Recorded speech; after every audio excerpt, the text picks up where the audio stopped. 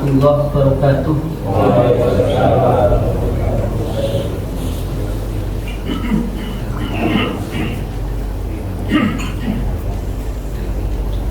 Bismillah, alhamdulillah, wassalatu wassalamu ala rasulillah Sayyidina Muhammad ibn Abdillah wa ala alihi wa sahbihi wa mawala wa la hawla wa la quwwata illa billah amma ba'dah. Rabbi shrah li sadri wa yassir li amri wa hlul 'uqdatam min lisani yafqahu qawli. Bapak Ibu sekalian, jamaah salat subuh yang dimuliakan Allah Subhanahu wa taala.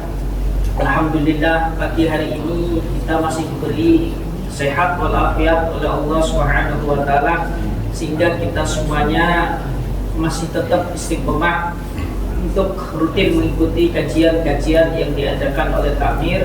Harapannya ini menjadi sebab kita semakin berkualitas di hadapan Allah Subhanahu wa taala. Amin amin ya rabbal alamin. Bapak Ibu sekalian, jemaah salat subuh yang dimuliakan Allah Subhanahu wa taala, satu hal yang perlu kita perhatikan, terutama di dalam proses perjalanan ibadah kita kepada Allah Subhanahu wa taala, bahwasannya Allah Subhanahu wa taala itu akan menilai kondisi hati kita. Jadi di dalam peribadahan ini nanti tolak ukur kita ini akan mulia atau tidak di hadapan Allah Subhanahu wa taala itu adalah kualitas daripada hati kita. Hati yang nanti di dalamnya ini berisi tentang keimanan kita, ketakwaan kita. Karena memang hati ini adalah tempatnya keimanan dan juga tempatnya ketakwaan. Makanya dulu baginda Kanjeng Rasul sallallahu alaihi wasallam ketika menjelaskan hakikat daripada ketakwaan, beliau selalu mengatakan at-taqwa hahuna, at-taqwa hahuna. Takwa itu berada di dalam hati. Al-Quran pun demikian. Ketika berbicara tentang kualitas daripada manusia di hadapan Allah itu, Al-Quran selalu mempertegaskan inna akramakum indallahi atqakum.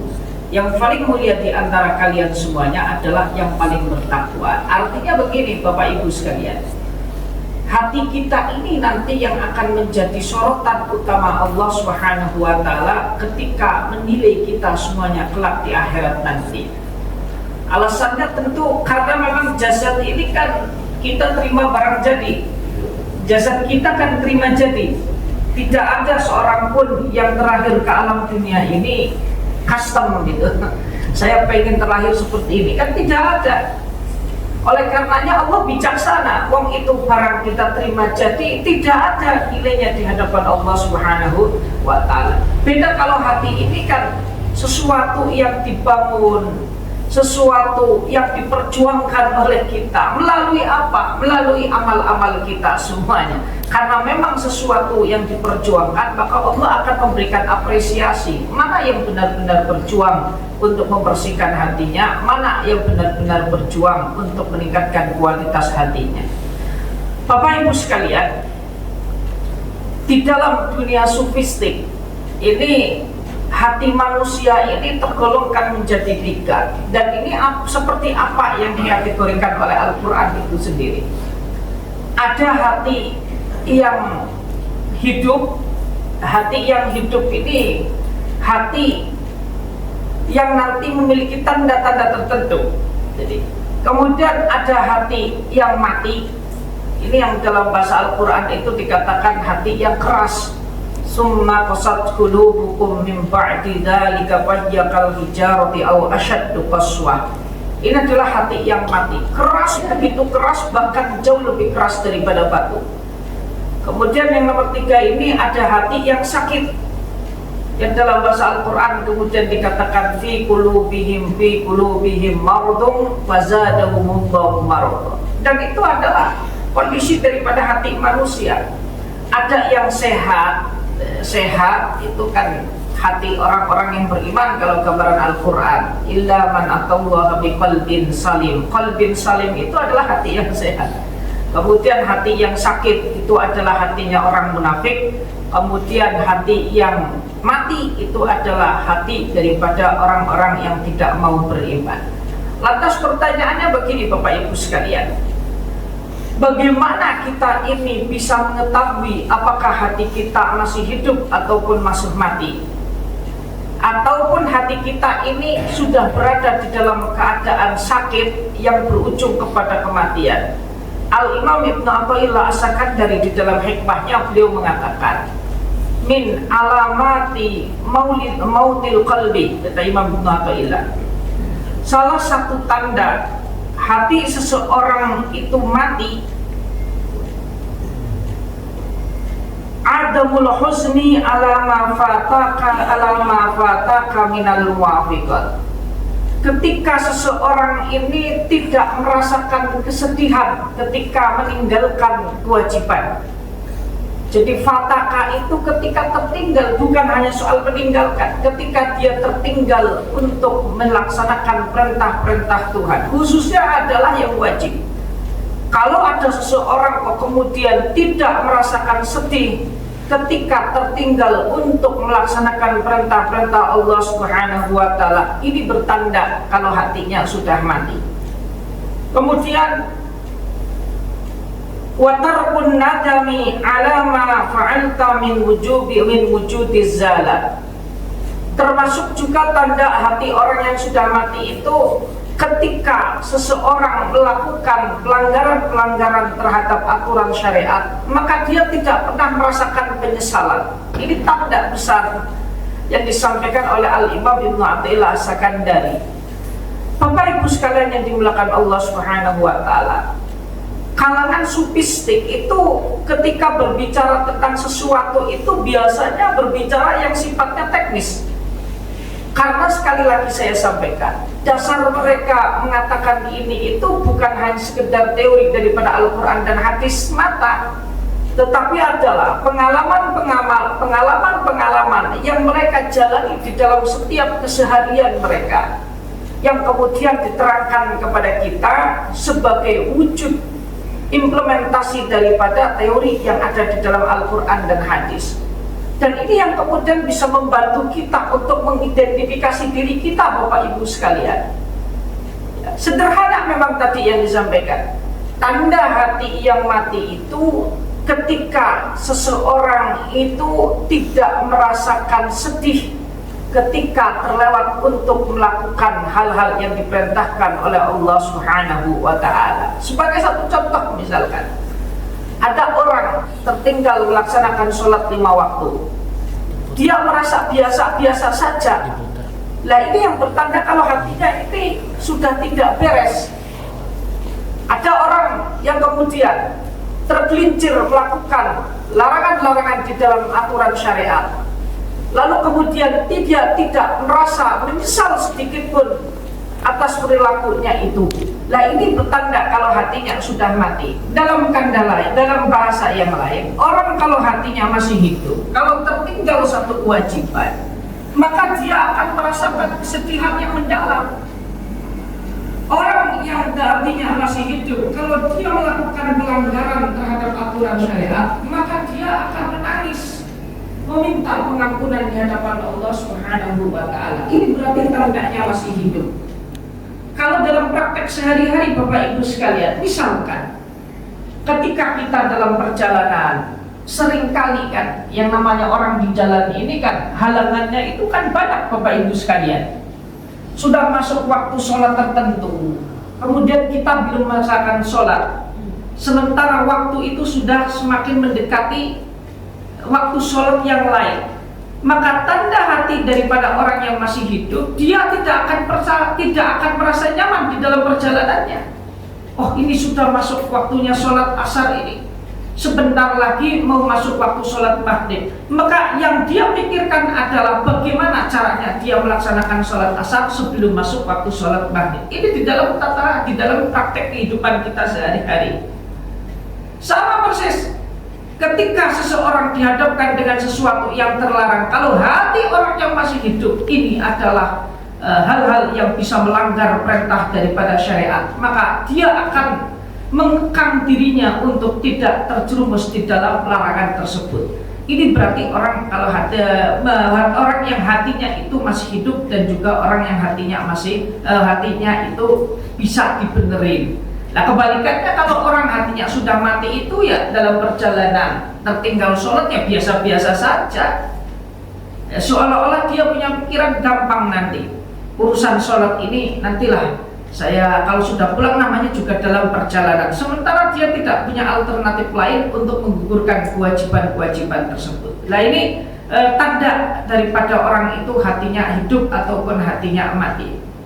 Berikutnya Bapak Ibu sekalian yang dimuliakan Allah Subhanahu wa taala. Ketika kita sudah tahu tanda-tanda daripada orang yang hatinya masih hidup, tanda-tanda daripada orang yang hatinya sudah mati, lantas amalan yang seperti apa yang nanti bisa membantu kita agar hati kita itu tetap hidup? Al-Imam Ibnu Athaillah As-Sakandari kemudian mengatakan di dalam Untayan Hikmah berikutnya, beliau katakan, la amala arjalil qabuli min amalin yaghibu anka syuhuduhu wa yuhtaqaru indaka wujuduhu. Amalan yang bisa menjadikan hati kita hidup ini adalah amalan yang andai kata kita telah melaksanakan amalan tersebut, maka amalan tersebut tidak nampak di hadapan kita. Andai kata kita telah mengamalkan amalan tersebut, maka amalan tersebut akan terlihat kecil di hadapan kita. Bapak Ibu sekalian, maksud daripada yang disampaikan oleh Al-Imam Ibnu Athaillah As-Sakandari ini memang luar biasa. Kita sholat, kita puasa, kita melaksanakan kewajiban-kewajiban lain, kita melaksanakan umroh, kita melaksanakan haji, ataupun melaksanakan kesunahan-kesunahan yang lain, bukan hanya sekedar kewajiban. Yang menjadikan amaliyah kita ini, menghidupkan hati kita ini, ketika kita memandang amal kita ini adalah amal yang sedikit. Ketika kita memandang amal kita ini adalah amal yang tiada artinya bagi kita. Kemudian kalau lebih hebat lagi, kita melihat amal kita tidak sama sekali, kita sama sekali tidak melihat wujud daripada amal yang telah kita lakukan. Jadi kemungkinannya cuma dua. Kalau kita mampu, lupakan apa yang telah kita lakukan berupa amal-amal baik. Kalau tidak mampu, paling tidak kita menganggap kalau itu adalah hal kecil. Pertanyaannya, kenapa kok ini menjadi penting? Sebab begini Bapak Ibu sekalian, orang yang ketika melakukan suatu ibadah, lalu kemudian apa yang telah dia lakukan ini masih nampak di hadapannya, lama-kelamaan maka hati orang tersebut itu akan menjadi keras. Kok bisa seperti ini gambarannya? Kita mau melaksanakan sholat misalkan, yang namanya manusia ini kan akhwalnya beda-beda. Kadang-kadang dalam keadaan semangat, kadang-kadang dalam keadaan tidak semangat. Manusiawi Bapak Ibu sekalian. Ya, kadang kita berada di level yang paling tinggi di dalam ibadah kita, sampai kewajiban, kesunahan, semuanya kita lakukan. Tetapi terkadang kita berada di fatratil fatur, gitu. Keadaan di mana kita ini sedang malas untuk melakukan sesuatu apapun. Manusia terkadang semacam itu. Nah, andai kata manusia ini selalu mengingat amal ibadahnya, maka nanti ketika dia dalam keadaan sedang tidak semangat, dia sulit untuk termotivasi kembali untuk melakukan ibadah-ibadah yang sejenisnya. Contoh, orang rajin melaksanakan sholat duha misalkan, dalam keadaan tertentu, kemudian dia berpikir, hari ini saya sangat males, keadaan lagi kurang bad mood, keadaan sedang bad mood, jadi moodnya sedang tidak dapat. Nanti dia akan membangun logika-logika untuk membenarkan tuntutan daripada keinginannya tersebut. Nggak apa-apa lah hari ini saya nggak sholat, nggak apa-apa. Orang kemarin saya duhanya kan 8. Sama persis disuruh infak, ayo jenengan infak. Kalau kita masih mengingat-ingat amal kita di masa lalu, nanti ya setan akan mengilhami kita untuk membangun logika yang kacau. Nggak apa-apa Pak, sekarang kan jenengan nggak infak, Tapi kan kemarin jenengan impaknya besar gitu. Ada misalkan iuran untuk pembangunan masjid misalkan, datang panitia masjid, jenengan kebetulan lagi tidak ada uang, nggak jadi masalah. Orang lagi tidak ada uang, sedang tidak ada uang, tidak infak kan nggak masalah. Infak itu barang sunnah, meskipun ada yang mengatakan infak itu wajib, tapi itu memang barang sunnah. Lah, nanti kalau kita mengingat amal-amal kita, nanti logika kita inilah nanti akan menghancurkan kita. Enggak apa-apa, menurut jenengan kan cuma ini lagi nggak punya uang. Kemarin kan jenengan itu infaknya itu besar itu. Coba jenengan ingat-ingat itu teras kan jenengan yang bangun itu. Coba lihat karpet itu, sop 1, sop 2 karpetnya panjenengan, sudah jenengan tenang saja. Nah, kalau hal ini kemudian berkelanjutan, lama-lama akhirnya tadallul yang merupakan substansi daripada penghambaan kita kepada Tuhan itu menjadi hilang. Ya, akhirnya kita terbiasa. Semua amal yang kita lakukan itu akan diingat-ingat terus. Bahayanya kembali ketika amal tersebut adalah amal yang mencakup dimensi sosial hubungan kita dengan sesama manusia, nanti di situ akan menjadikan kita itu minnah itu mungkin jenengan itu dulu kalau nggak dibantu sama saya nggak seperti ini, karena kita masih terbayang-bayang sama amal yang telah kita lakukan. Itu masjid tuh, kalau dulu saya masih donatur itu ya atapnya masih bolong itu. Lah itu musola kalau nggak saya bangun, wah itu dari dulu semacam ini. Nah inilah yang kemudian kalau sufistik itu disampaikan kepada kita. Makanya agar hati kita jangan sampai kepada hati yang penyakitan, itu tadi kuncinya. Apa yang kita lakukan, lupakan. Jangan pernah diingat-ingat kembali. Kalau tidak bisa dilupakan, karena manusiawi kan, paling tidak dianggap itu adalah hal kecil. Bagaimana caranya? Kecil ketika kita kaitkan dengan kenikmatan yang Allah telah berikan kepada kita semuanya. Mari kita coba contohkan logika untuk membangun itu semuanya. Misalkan kita, ya alhamdulillah diberi rezeki oleh Allah Subhanahu wa Ta'ala yang melimpah. Kita juga diberi anugerah oleh Allah Subhanahu wa Ta'ala sehingga menjadi orang yang ringan tangan. Misalkan datang ya, panitia pembangunan masjid misalkan, ya, meminta panjenengan untuk memberikan sumbangan, lontak jenengan ngasih 50 juta. Kalau kita tidak bisa melupakan, ya bagusnya kan dilupakan itu, nggak pernah diungkit-ungkit lagi di dalam pikiran kita. Tapi tidak semua bisa, maka paling tidak kata Imam Ibnu Athaillah, anggap itu adalah hal yang sepele. Caranya kita bandingkan dengan nikmat yang Allah telah berikan kepada kita. Oh, cuma nyumbang 50 juta, saldo ATM saya 1 miliar, 50 juta itu kecil. Dan ini cara membangunnya memang semacam itu. Ya, kalau kita menganggap amal yang kita lakukan itu kecil, nanti ke depannya kita akan terbangun lagi. Oh kemarin kan baru segitu, nah, berarti sekarang harus kita tingkatkan lagi. Sholat duha, oh kemarin cuma baru 2 rakaat, nah, kemarin cuma ini. Nanti kalau kita lagi males lagi, kenapa? Aduh, moodnya lagi nggak dapat.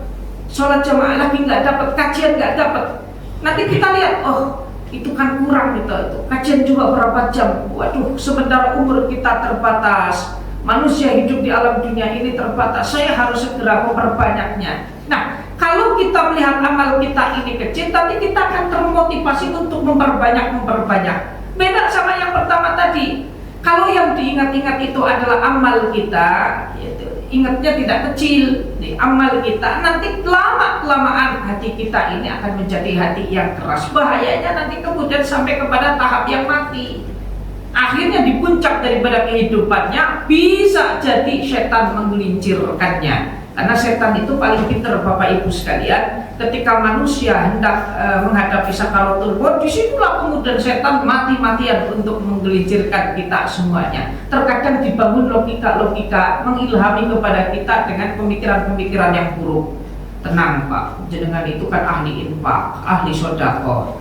Wis jenengan itu kalau misalkan meninggal berhak untuk masuk surga jenengan. Ini bahaya sekali. Atau kalau di dalam usia tertentu misalkan setan sudah pala cukup, jenengan itu amalnya sudah banyak, ya Ya, sedekah jenengan sudah banyak, infak jenengan sudah banyak, jariah jenengan di mana-mana, wakaf jenengan di mana-mana, amal jenengan gitu. Kalau toh sholatnya biasa-biasa saja, amal jenengan sudah banyak. Nah ini yang kemudian dikhawatirkan betul oleh kalangan sufi itu semacam ini Bapak Ibu sekalian. Jadi agar hati kita itu hidup, maka tadi ketika kita beramal itu usahakan lupakan apa yang telah kita laksanakan, prioritaskan apa yang harus kita kerjakan ke depannya. Paling tidak kalau kita tidak bisa melupakannya, anggap kecil apa yang kita telah lakukan dan berusaha untuk meningkatkan apa yang telah kita lakukan di masa lalu dengan apa yang harus kita perbaiki di masa depan. Ini agar amal kita ini semakin sempurna, semakin sempurna. Ini adalah motivasi daripada kita semuanya. Bapak Ibu sekalian yang dimuliakan Allah Subhanahu wa taala. Pertanyaan berikutnya. Kalau hati kita hidup, apa manfaatnya Bapak Ibu sekalian? Bapak Ibu sekalian, Allah Subhanahu wa taala memberikan hidayah kepada kita ini kan tergantung daripada kesiapan hati kita. Kalau orang hatinya mati, yang dalam Al-Qur'an itu dikatakan keras, tidak bisa menerima masukan apapun, maka orang-orang yang semacam ini sulit terbangun kualitas hatinya karena hatinya sudah ditutup. Di situ pun Bapak Ibu sekalian, ilhamat, al-hidayah, petunjuk-petunjuk yang Allah berikan kepada kita pun akan semakin sedikit. Kenapa? Karena kita tidak mau membuka hati kita. Hidayahnya Allah itu akan semakin besar manakala manusia mau membuka lebar-lebar daripada pintu hatinya. Dan hidayah ini kan harus ada upaya Bapak Ibu sekalian. Seringkali saya sampaikan demikian. Air itu kan menyegarkan, tetapi kalau kita tidak meminumnya, kita merasakan segar atau tidak? Tidak merasa segar, tidak merasa segar. Sama persis ketika Allah mengatakan Allah akan memberikan hidayah kepada manusianya, sementara kita sendiri tidak ada upaya untuk menjemput hidayah tersebut. Ya sulit kemudian hidayah itu masuk. Sama persis ketika Quran itu kan hudal linnas, dzalikal kitabul la raiba fihi hudal lil muttaqin. Tetapi ketika orang tidak mau mempelajari Al-Quran, seperti orang mengatakan air ini segar tetapi tidak mau minum. Sama, orang yang tidak mau mempelajari Al-Quran, mempelajari As-Sunnah, menganggap Al-Quran itu petunjuk tapi tidak pernah membuka dan tidak pernah mempelajari sedikit pun, bagaimana mungkin dia akan mendapatkan petunjuk?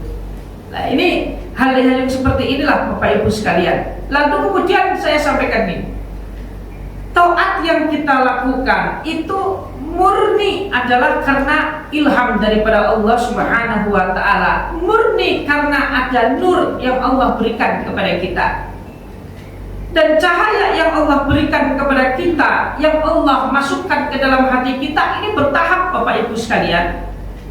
Proses yang pertama, ketika Allah ingin menerangi hati manusia, maka Allah berikan cahaya yang disebut dengan Nurul Iqbal.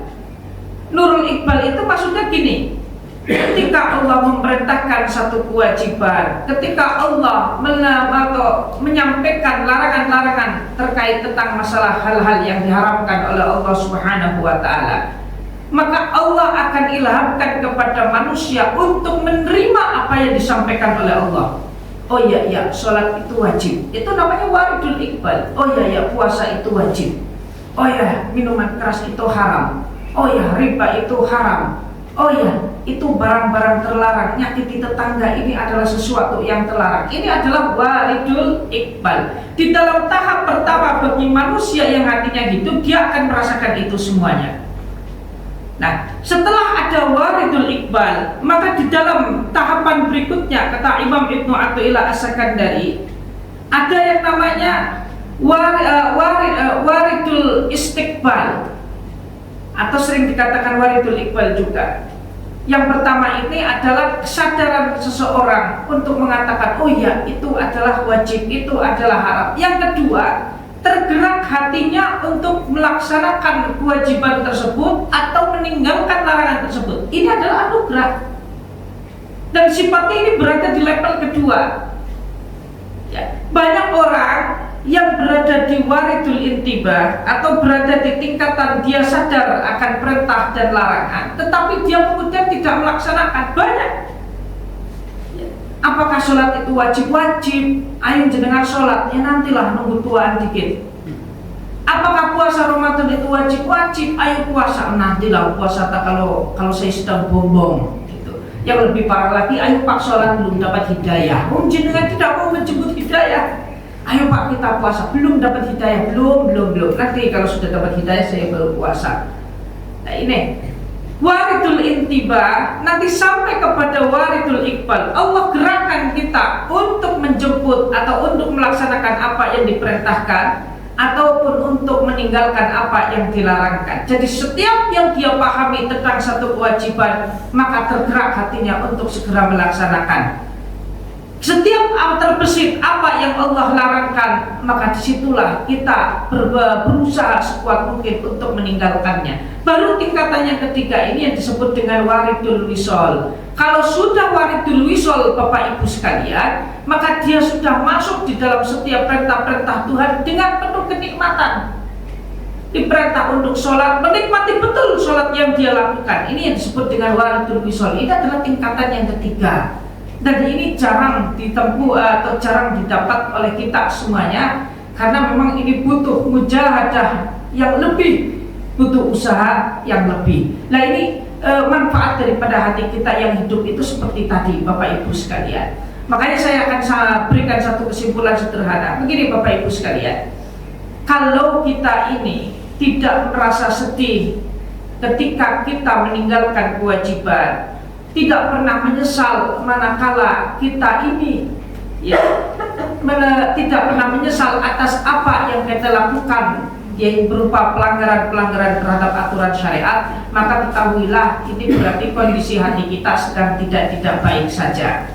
Nah dampaknya nanti Bapak Ibu sekalian, Allah Subhanahu wa Ta'ala enggan untuk memberikan pertolongan kepada kita kalau hati kita sudah mati. Khawatirnya nanti kita nggak dapat yang namanya waridul intibah. Kita tidak sadar akan kewajiban, kita tidak sadar akan larangan. Lebih parah lagi kalau kemudian tidak ada gerakan di dalam diri kita untuk melaksanakan kewajiban, untuk meninggalkan larangan. Apalagi kalau kita ini berharap kita ini bisa merasakan nikmatnya ibadah kepada Allah Subhanahu wa Ta'ala, yang dalam hadis Nabi itu sering disebut dengan halawatul iman. Jadi salah satu mangkun nafihinna wajada halamatal iman. Nah ini kemudian untuk menghindari hati kita mati itu caranya seperti apa? Nah ini disampaikan oleh Imam Ibnu Athaillah, jangan pernah kita mengingat-ingat ibadah yang kita lakukan, karena nanti itu kedepannya jadi tidak baik. Ya, orang yang selalu mengungkit-ungkit apa yang telah dia lakukan itu kedepannya tidak menjadi baik. Hatinya lama-lama akan semakin keras. Ya, kalau kita tidak bisa melupakannya, paling tidak kita anggap apa yang telah kita lakukan ini adalah hal kecil, hal sepele, hal yang tidak ternilai di hadapan kita, meskipun itu adalah ternilai di hadapan Allah Subhanahu wa Ta'ala. Kita bangun logika itu pada diri kita semuanya Bapak Ibu sekalian. Insya Allah kalau kita bisa membangun hati kita dengan logika yang seperti tadi, insya Allah hati kita akan tetap baik-baik saja, hati kita akan tetap sehat walafiat. Nah ini memang penting kita semuanya terapkan di dalam hati kita semuanya, karena memang begini Bapak Ibu sekalian, Quran dan hadis itu kan teori besar, Nabi itu kan contoh dan figurnya. Orang-orang sufi adalah orang yang melakukan analisa seperti apa sih kalau kita melakukan teori yang diajarkan oleh Al-Quran. Ternyata memang perjalanannya semacam ini. Al-Quran kan berbicara sederhana sekali. Orang munafik hatinya itu sakit, orang kafir itu hatinya itu mati, orang yang beriman hatinya itu sehat. Maka orang sufi kemudian ingin mempertanyakan, lah sehat ini yang seperti apa di dalam kehidupan kita sehari-hari. Makanya kemudian beliau mengatakan, oh yang sehat itu kalau kita implementasikan dalam kehidupan kita sehari-hari, caranya tadi, kalau kita melakukan ibadah, lupakan ibadah yang kita lakukan. prioritaskan apa yang akan kita lakukan di masa mendatang. Atau paling tidak kalau kita telah melakukan ibadah, anggap apa yang kita lakukan itu adalah sesuatu yang kecil, sementara kita harus melakukan hal yang lebih besar di masa yang akan datang. Ini nanti akan menjadikan hati kita semuanya adalah hati yang hidup. Sebab hati yang hidup ini akan menjadi medan di mana Allah Subhanahu wa taala akan terus memberikan cahaya hidayahnya kepada kita semuanya. Hidayah taufik, hidayah yang dalam artian taufik yang akan selalu mendorong kita untuk punya komitmen, punya konsistensi menjalankan perintah-perintah Allah dan juga menjauhi larangan-larangan Allah Subhanahu wa taala. Allahumma amin. Saya kira itu yang bisa saya sampaikan Bapak Ibu sekalian. Selebihnya silakan, barangkali panjenengan ada yang ingin ditanyakan. Saya selalu menyampaikan kepada panjenengan, sengaja saya sampaikan dimensi tasawuf ini karena ini penting Bapak Ibu sekalian. Al-Quran jenengan sudah ada kajian, fikih jenengan sudah ada kajian, nasihat-nasihat umum jenengan sudah ada kajian, semuanya kan sudah lengkap ya. Al-Qurannya kan sama Ustadz Sofwan, fikihnya sama Ustadz Dulmana, kemudian umumnya sama Fahid nih.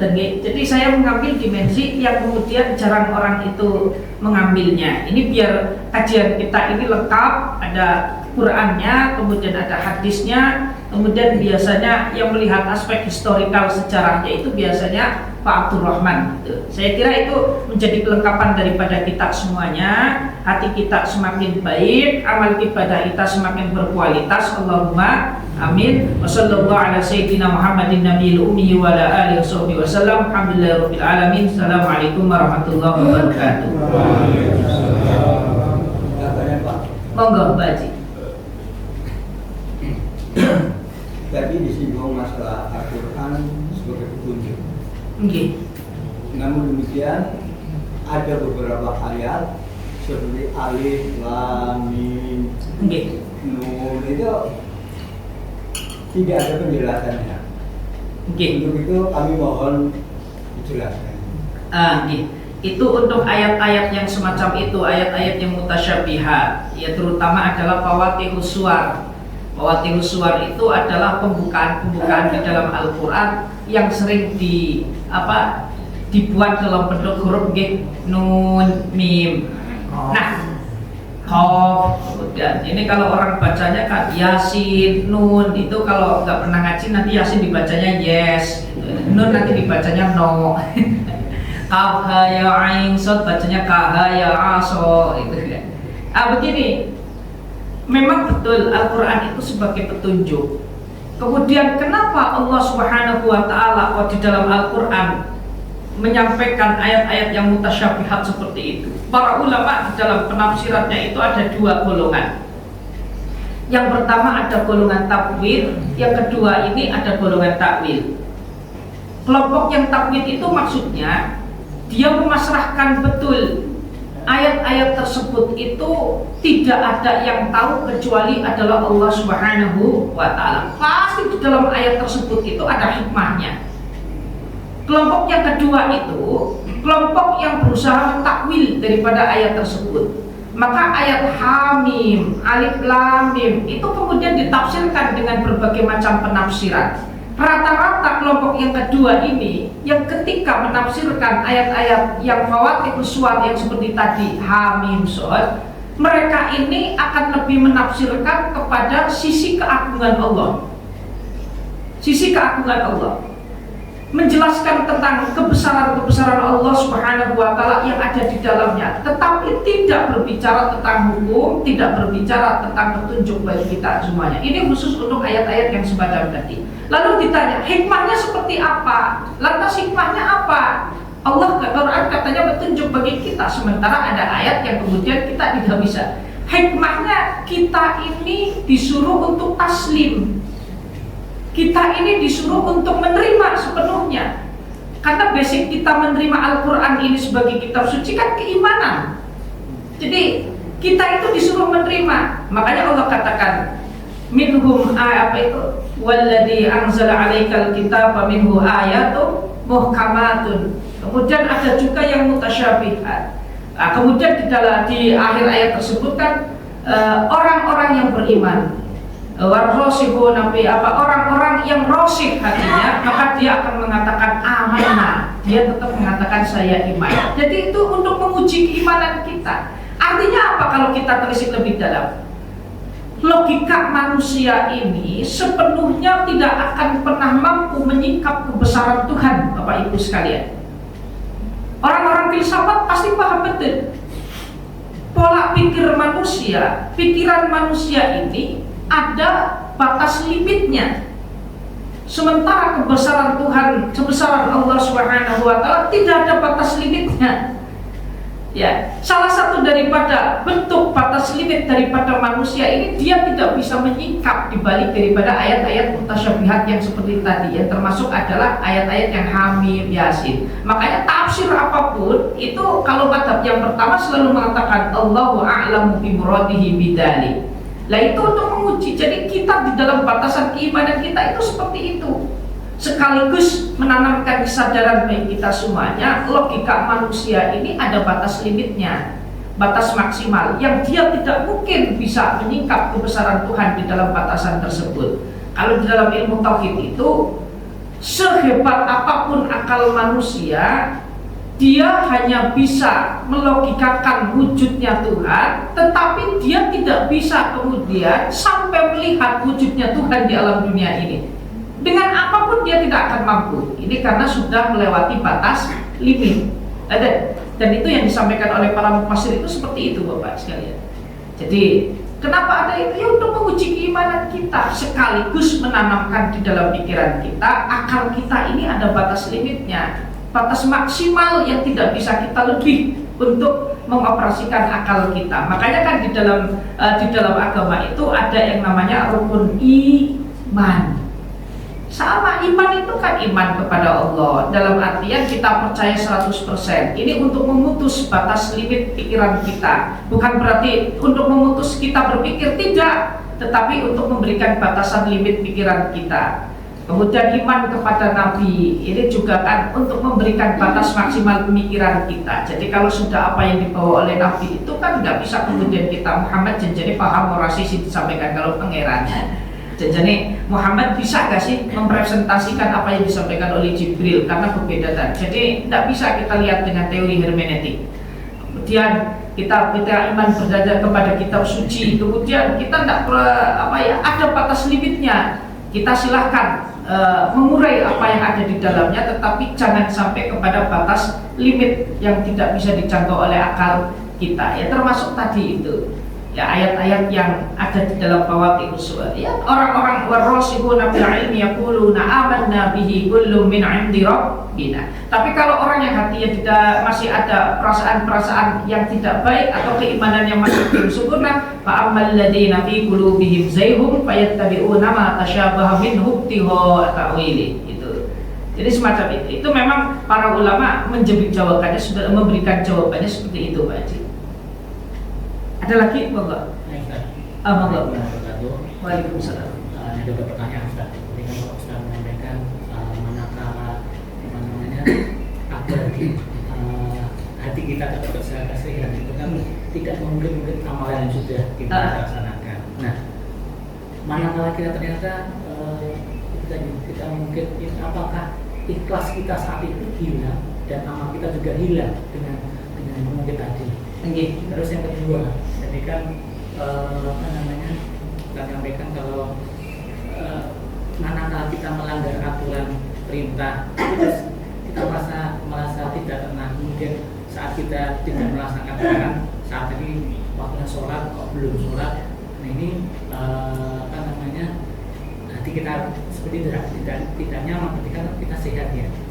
Nah kalau misalkan perbuatan kita itu melanggar aturan sosial, misalkan istilahnya misalkan bisa sosial masyarakat kita seperti biasa saja, ini apakah juga hati kita sehat atau sosial? Dicontohkan dulu. Tadi sosiality kan ada yang punya dimensi ubudiyah, ada yang punya dimensi tidak ubudiyah. Misalkan ubudiyah jangan seperti itu. Ya. Terima kasih. Yang pertama itu jawabannya ada di dalam surat Al-Baqarah. Ya ayyuhalladzina amanu la tubtilu shadaqatikum bil manni wal adha kalladzi yunfiqu malahu ri'a, itu kan.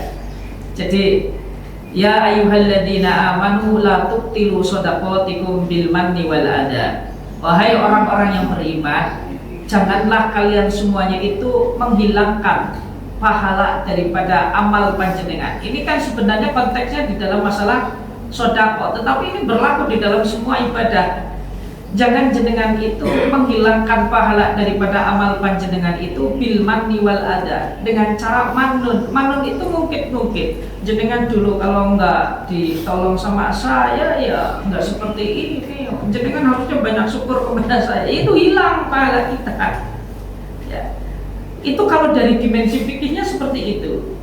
Kemudian dengan menyakiti orang lain, orang harusnya terima kok banyak bicara jenengan. Nah itu namanya ada. Ini juga menghilangkan daripada pahala yang kita lakukan. Ini dari dimensi fikihnya nih.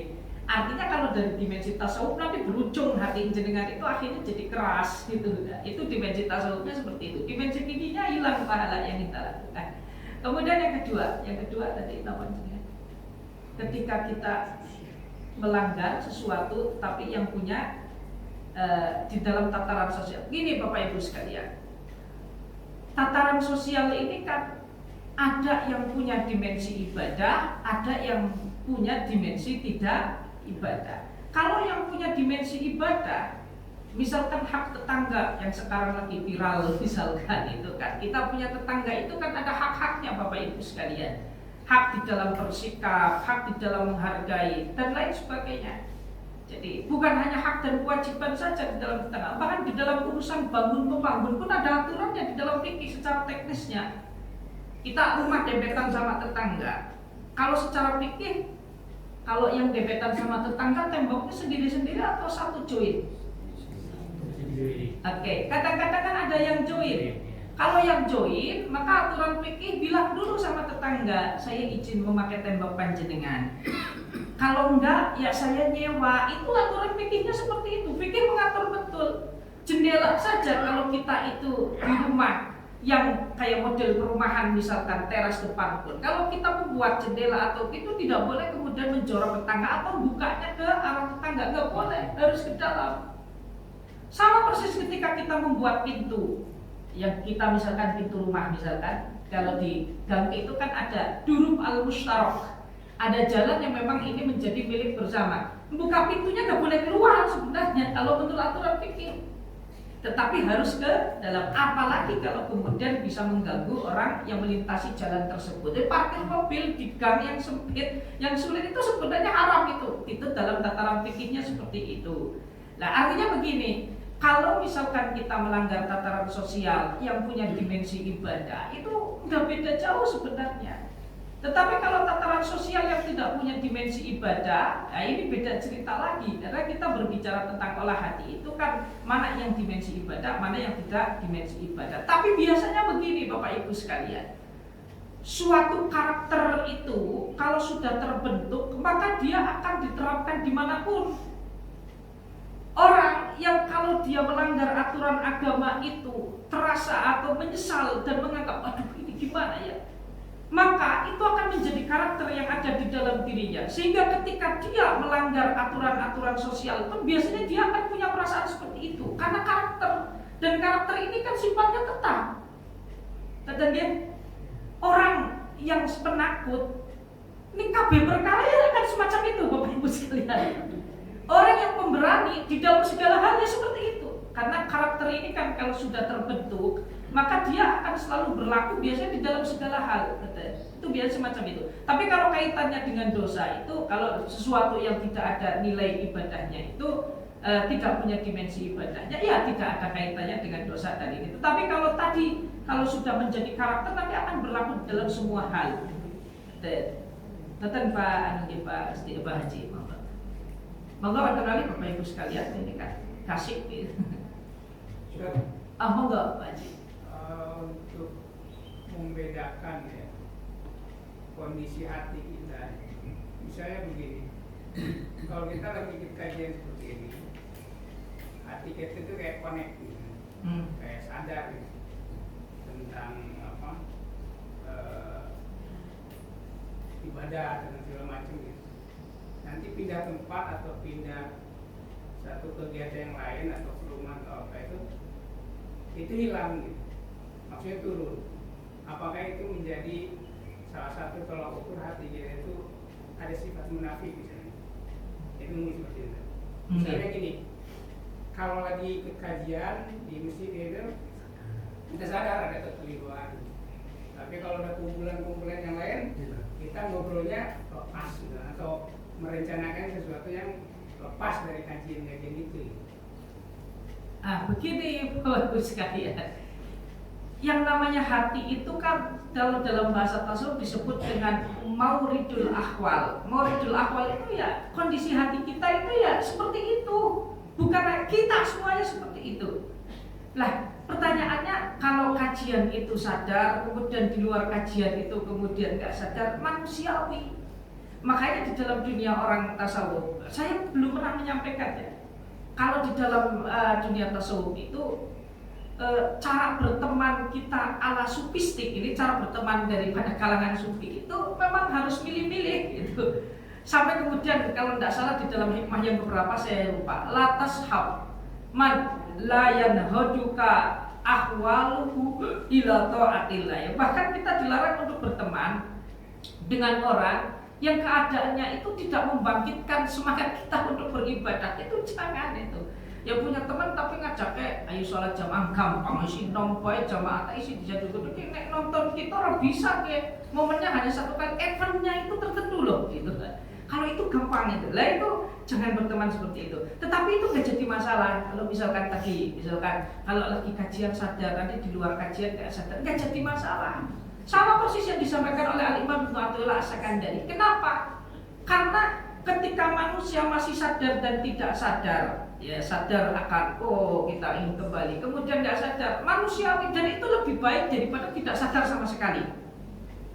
Makanya kan sering dulu saya sampaikan juga di makalah ini kalau tidak salah beberapa bulan berapa lah, kan saya sampaikan gini, kita itu ibadah. Kadang-kadang ada yang ibadahnya pikirannya kemana-mana, betul, sholat Allahu Akbar, nggak jadi masalah. Karena itu lebih baik daripada kita tidak sholat. Yang kacau lagi kalau kemudian kita membangun logika yang menyimpang. Allah sembahyang kayak gue, sembahyang pikiran saya kemana-mana, mendingan nggak sholat sekalian. Toh kata ustadznya kalau sholat pikirannya kemana-mana nggak diterima, itu nggak khusyuk soalnya. Mendingan nggak sholat sekali. Nah ini namanya pikiran kacau. Makanya tadi saya katakan kita ini akan berproses. Bisa jadi kita awal sholat itu pikirannya kacau kemana-mana. Tapi percayalah, fa'asa rabbuka ayyarfa'aka min ibadatin ma'a wujudi hoblatin ila ibadatin ma'a wujudi hudurin. Karena kita ibadah khusyuk dan tidak khusyuk itu kan tidak bisa kita rencanakan, Pak. Sebagus apapun kita di dalam manajemen, orang manajemen misalkan ketika membuat manajemen apapun, kalau kita berbicara tentang manajemen hati itu sulit untuk dimanage, nggak bisa ditargetkan. Ketika kita punya visi kemudian harus terwujud itu nggak bisa. Karena tadi yang saya sampaikan, semua itu adalah tergantung daripada nurun ilahi. Kehusyuan kita itu adalah anugerah Tuhan. Ya makanya nggak apa-apa kalau misalkan. Apakah kemudian hati kita tidak mati? Enggak, selagi masih ada. Berarti kita masih ada waridul intibahnya itu tadi. Yang parah itu ngaji nggak ngaji ya pada baik. Malah kadang-kadang ngaji berdengar Ustaz ngomong apa, ngarep loh. Itu yang lebih parah lagi nanti. Kata lagi. Saya kira itu ya Bapak Ibu sekalian. Ini biar tidak kesiangan. Saya cukupkan di sini. Wassallallahu ala sayyidina Muhammadin nabiyil ummi wa ala alihi wasallam. Assalamualaikum warahmatullahi wabarakatuh.